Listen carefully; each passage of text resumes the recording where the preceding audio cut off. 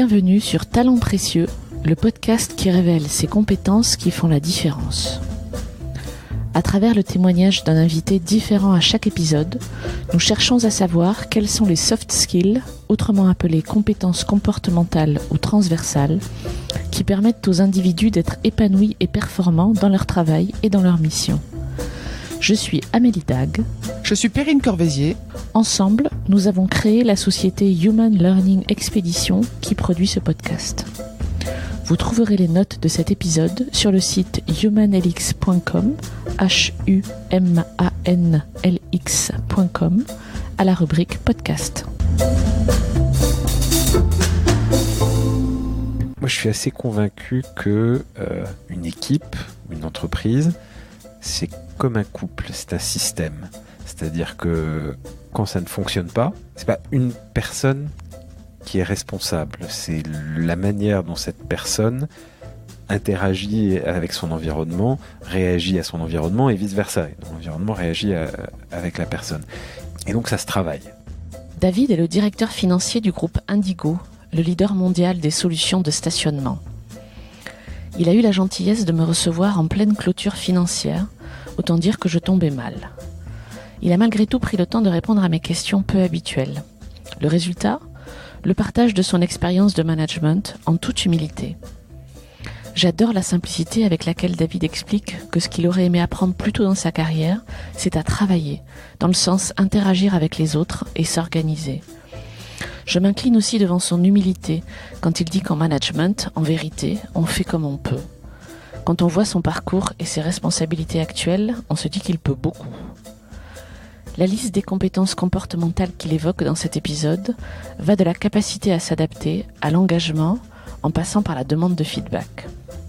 Un regard hyper lucide et très humble sur les relations au travail que nous sommes heureuses de partager avec vous. Bonne écoute. Bonjour David. Bonjour. Merci de me recevoir dans tes jolis locaux tout neufs d'Indigo à La Défense. C'est un plaisir. Est-ce que tu peux me dire en quoi consiste ta fonction actuelle ? Je suis directeur financier du groupe Indigo. Donc Indigo, c'est un groupe présent dans 10 pays qui est leader mondial du stationnement et de la mobilité. Et j'en suis le directeur financier, donc je m'occupe de la comptabilité, la consolidation du groupe, du contrôle de gestion, de l'audit interne, de la fiscalité, du business intelligence, des opérations de haut de bilan, fusion-acquisition, financement, relations investisseurs, trésorerie. Donc un spectre assez large, le spectre assez large des fonctions financières dans une société comme la nôtre qui est très internationale, qui a à la fois des investisseurs privés et des créanciers publics et des métiers assez diversifiés. Tu as une grosse équipe, j'imagine, pour gérer tout ça ? Alors l'équipe financière du groupe, on a une équipe corporate qui fait une 50aine de personnes. Et on a après des équipes dans nos différents pays, donc la fonction financière dans son ensemble, ça représente à peu près 200 personnes. Tu as eu d'autres fonctions auparavant dans ce même groupe, je crois. Oui, je suis dans ce groupe depuis 5 ans. J'ai commencé comme directeur de la transformation, à un moment assez charnière dans l'histoire du groupe puisqu'on changeait d'actionnaire. Indigo était auparavant détenu par le groupe Vinci, il s'appelait Vinci Park. Ouais. On a changé d'actionnaire en 2014. La majorité de notre capital a été acquise par Ardian et Crédit Agricole Assurance, donc qui sont des investisseurs institutionnels. Et on a mis en place un plan de transformation de l'entreprise. Et on a mis en place beaucoup d'initiatives, à la fois un plan stratégique, des initiatives de refonte de notre modèle opérationnel, des initiatives de synergie entre nos différents pays, des plans d'expansion aussi géographiques. On a fait un plan de création de valeur assez détaillé et assez large. Et à partir de 2015, je me suis beaucoup plus occupé d'innovation. Un des grands axes de transformation qu'on avait identifié, c'était le digital. parce que, comme dans beaucoup d'autres métiers, le digital a un impact très fort sur les métiers d'Indigo, le stationnement, la mobilité. Et on était très fort sur nos business models traditionnels de concession de services publics, de services aux collectivités, aux propriétaires immobiliers. On était peut-être moins fort sur des approches digitales touchant directement le client final, donc l'utilisateur, l'automobiliste. Et on a vu à la fois un besoin et une opportunité de créer de nouveaux business models autour du digital. Et donc, on s'est organisé pour créer une start-up digitale qui n'était pas une filiale, mais qui était une société sœur, donc une société indépendante, et qui avait vocation à être une place de marché de stationnement. Donc, pas seulement une application Indigo, montrant des parkings Indigo, permettant aux utilisateurs de rentrer dans des parkings Indigo, mais bien une place de marché de stationnement qui permettent à l'utilisateur de trouver dans un seul outil digital la réponse à tous ses besoins de stationnement, c'est-à-dire trouver une place dans la rue et la payer de manière digitale, rentrer, sortir de manière totalement dématérialisée des parkings publics, sans plus avoir à prendre de tickets, sans avoir à sortir sa carte, avec une barrière qui s'ouvre automatiquement, qui reconnaît le véhicule.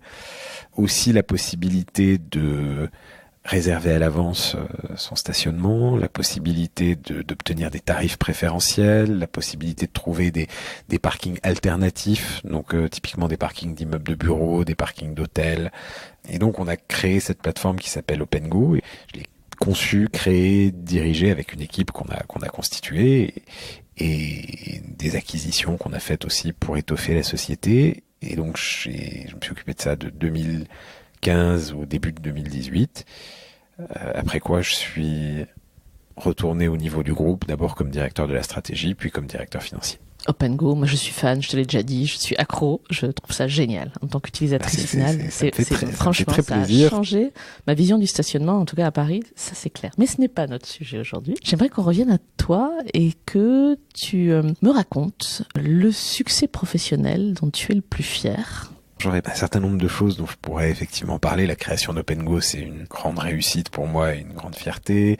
Avant d'être chez Indigo, j'avais eu d'autres vies comme banquier, comme investisseur, et donc il y a des réalisations dont je peux être assez fier. Mais je crois que si je regarde l'ensemble, probablement ce qui me fait le plus plaisir, c'est d'avoir réussi à m'adapter à des métiers différents et à des situations différentes et à faire très souvent des choses que j'avais jamais faites avant et à réussir à, dans ces situations-là, construire, travailler de manière harmonieuse avec des équipes que j'ai constituées ou que j'ai pas constituées. Donc ça, je pense que c'est dans mon parcours jusqu'à présent, mais j'espère que je suis même pas à la moitié de ma vie professionnelle. Donc pour l'instant, je dirais que c'est ce qui me fait le plus plaisir quand je me retourne un peu en arrière. Et cette faculté d'adaptation-là, pour la mettre en œuvre, tu t'appuies sur quoi ? Comment tu fais pour t'adapter à chaque fois, pour motiver les équipes, pour asseoir ta légitimité aussi ? J'imagine qu'il y a un peu de ça.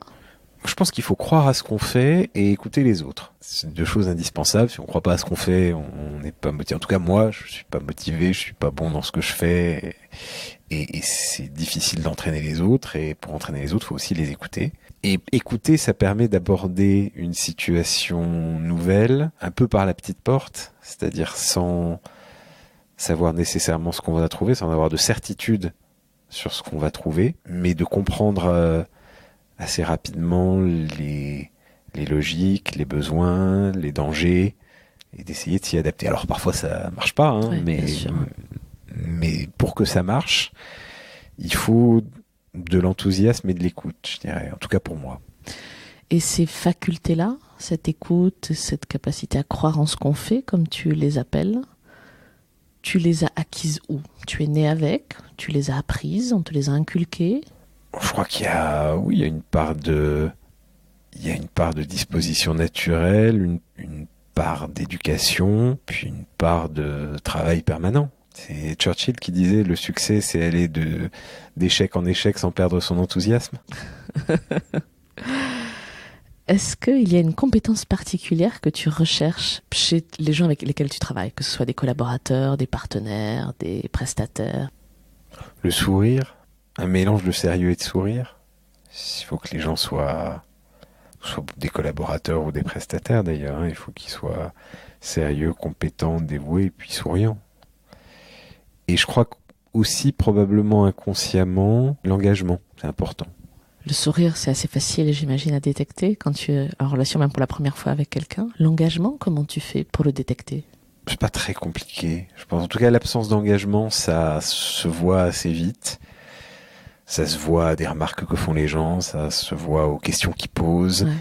On revient à l'écoute, du coup. Oui, ça se voit dans des entretiens de recrutement, typiquement. De manger aux gens des exemples de situations vécues dans leur carrière passée, c'est toujours très important parce que c'est comme ça qu'on détecte un peu l'état d'esprit des gens. Est-ce qu'il y a des choses que toi, tu aurais aimé apprendre plus tôt dans ta vie professionnelle ou dans tes formations ? Oui, apprendre à travailler, oui. Parce que l'école apprend des notions techniques, théoriques qui sont extrêmement utiles, mais souvent elle n'apprend pas à se comporter dans une entreprise, à interagir avec les autres, à organiser son travail ou le travail d'une équipe. Donc ça, ce sont des choses qu'on apprend sur le tas ou par des formations qui peuvent être de niveau plus ou moins bon. Mais c'est vrai que ça manque. Donc plutôt les soft skills, les compétences interpersonnelles ou les compétences de management.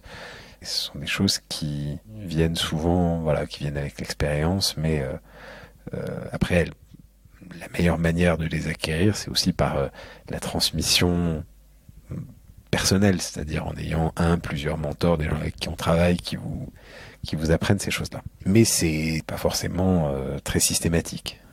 Est-ce que tu as, toi, des mentors, un mentor ? Est-ce que tu en as eu ? Oui, j'en ai eu plusieurs dans le cours de ma carrière. Et il y a des gens pour qui j'ai travaillé et dont je garde précieusement les préceptes en fonction des sujets, bien sûr.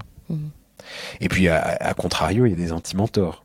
C'est-à-dire, il y a des gens dont on ne veut absolument pas adopter le comportement. Et c'est quelque chose de très personnel. J'ai tendance à dire, on est toujours le compte de quelqu'un. Donc, il faut être assez modeste là-dessus. C'est-à-dire que on peut apprendre des choses à certaines personnes et servir de repoussoir à d'autres et vice-versa. Les personnes, justement, ou la personne qui t'inspire, en gros, que tu évoques là, en fait, sans forcément me dire qui c'est, mais dont le comportement t'a inspiré en tout cas, qu'est-ce qu'elle faisait ou qu'est-ce qu'elle fait de différent qui fait que tu la gardes en mémoire ou que tu les gardes en mémoire ? Alors, il y en a eu plusieurs, mais les gens qui sont capables d'allier une extrême compétence avec une extrême humanité, je les trouve toujours inspirantes. Donc si je paraphrase, ce serait des gens qui mettent les hard skills et les soft skills au même niveau ? Est-ce que c'est un peu ça l'idée ? Oui, ouais. Oui, c'est une bonne manière de le reformuler. On imagine ton quotidien. Comment fais-tu pour te ressourcer, toi, pour retrouver de l'énergie après, ça fait quoi, une petite vingtaine d'années que tu travailles ? Oui, une bonne vingtaine d'années. Une bonne vingtaine d'années. Oui, j'ai quelques disciplines du sport, régulièrement, plusieurs fois par semaine. Une après-midi par semaine à la campagne avec mes enfants, important. De la lecture quand je peux, parce que c'est pas forcément facile. Et un très bon casque avec atténuation de bruit qui me permet d'écouter de la musique dans l'avion. Tu as parlé des soft skills, c'est toi qui as amené le mot. Quelle serait ta définition des soft skills ? Comment tu qualifierais ces compétences-là ? La capacité à se gérer soi-même et à gérer son interaction avec les autres. En tout cas, c'est une partie significative. Est-ce qu'il y a des choses que tu aurais aimé aborder sur ce sujet dont on n'aurait pas parlé là, sur le sujet des soft skills, des compétences comportementales au travail ? Est-ce que ça t'évoque quoi que ce soit dans tes souvenirs là, dans l'instant ?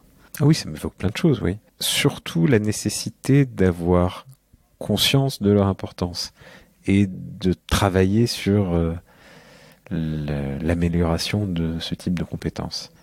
Et c'est un effort continu. Et c'est quelque chose qui évolue au fil d'une carrière, mais c'est quelque chose qui se construit aussi en écoute et en système avec les autres. Moi, je suis assez convaincu que une équipe ou une entreprise, c'est comme un couple, c'est un système. C'est-à-dire que quand ça ne fonctionne pas, c'est pas une personne qui est responsable. C'est la manière dont cette personne interagit avec son environnement, réagit à son environnement et vice-versa. L'environnement réagit avec la personne. Et donc ça se travaille.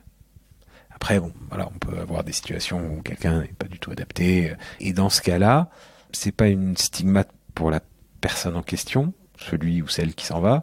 C'est un problème de l'organisation. C'est une question que l'organisation doit se poser. Dans ta façon de manager toi, comment tu les mets en valeur, ces soft skills-là ? Est-ce que tu en parles avec tes collaborateurs ? Est-ce que c'est un sujet ? Oui, bien sûr. Dans le travail d'équipe, c'est un sujet. Alors après, moi, j'ai pas la prétention ni d'être très bon à ça, ni de pas faire d'erreurs, parce qu'on en fait tous. On fait comme on peut. Parfois ça marche bien, parfois ça marche beaucoup moins bien. Il y a des gens, justement, dans cette idée de système, il y a des gens avec qui on n'arrive pas à interagir. Mais il faut travailler à la fois les moments d'échange, la tonalité de l'échange, le fait qu'on puisse se parler, s'écouter, travailler avec chaque personne aussi à son évolution, se poser ensemble des questions sur l'évolution de chaque personne, ses compétences. Aussi toujours demander un retour à l'autre sur ce qu'on peut soi-même améliorer, qui est, je pense, important quand on essaye de manager une équipe. Écouter et entendre. Qu'est-ce qu'on peut te souhaiter ? Du plaisir et l'absence d'accident. Ce plaisir se manifeste comment ? C'est l'envie de se lever le matin et de ne pas se poser de questions ? Oui, c'est l'envie de se lever le matin, le plaisir d'arriver au bureau et d'interagir avec ses équipes, de faire avancer les choses, de traiter des problèmes, parce que le management, c'est de traiter des choses qui vont pas, en grande partie. Et puis arriver à peu près à faire ce qu'on veut faire, ce qu'on doit faire, le plan qu'on s'est donné dans un temps raisonnable. Merci beaucoup, David. Merci. Bonne journée à toi. Nous espérons que vous avez apprécié cet épisode autant que nous avons aimé le préparer et l'enregistrer. Si vous aimez ce podcast, le meilleur moyen de le soutenir est de laisser un avis 5 étoiles et un commentaire sur Apple Podcast. Cela permettra à d'autres de le découvrir également. Abonnez-vous à Talents Précieux, vous serez ainsi notifié des nouveaux épisodes. Talents Précieux vous est proposé par Human Learning Expedition ou HLX. Nous concevons et mettons en œuvre des programmes originaux et impactants destinés à révéler et à développer les soft skills des individus pour en faire des acteurs épanouis et performants dans l'entreprise du XXIe siècle. Pour en savoir plus sur HLX, connectez-vous sur humanlx.com, humanlx.com, ou suivez-nous sur Facebook, sur Instagram, sur LinkedIn ou sur Twitter. À bientôt pour de nouveaux épisodes.